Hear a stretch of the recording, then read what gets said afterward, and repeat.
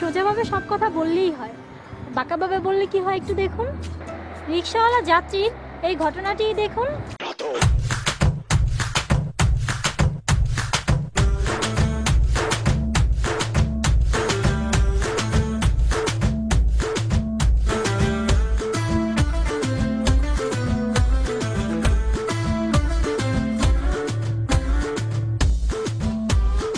আপা কাপড়টা তোলেন।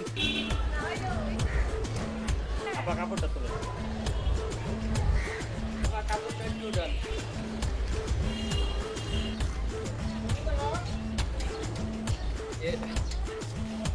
আপা আপনি কাপড় তোলেন, আমি দুধ ধরি। তুই জানোয়ারের বাচ্চা, এই আপা কি পারবেন নাকি? জানোয়ারের বাচ্চা। এই আপা কি আছে জুতা খোলেন কেন?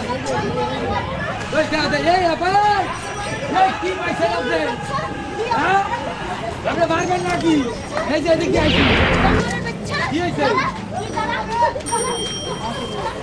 এই আপা আপনি আমারে মারবেন নাকি? মারুম না, তুই আমার বাজি কথা বলি কিয়া? কি বাজে কথা কইছি আপনি রে? হারামজাদা, তুই আমার ওইটা ধরতে চাইলি কিয়া? এই আপা আমি কি আপনি ওইটা ধরতে চাইছি? আপনি কিন্তু কথা না বুঝা কথা কইতেছে। তুই কি বুঝাবি আমারে হারামজাদা? আমি খারাপ কথা কইছি? আপনার বাঁচাইছি এটা আমার দুষাইছে? হ্যাঁ চিনস আমারে?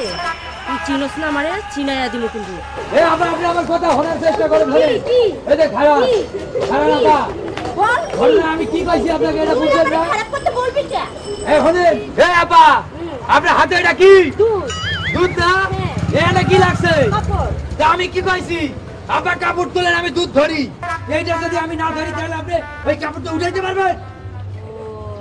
আচ্ছা ভাই, আচ্ছা। চল ভাই, চল। আরেকটু নাড়েন। উঠে আপা উঠে। আপনার খুব ভালো কিন্তু না বুঝতে কথা গেছেন না।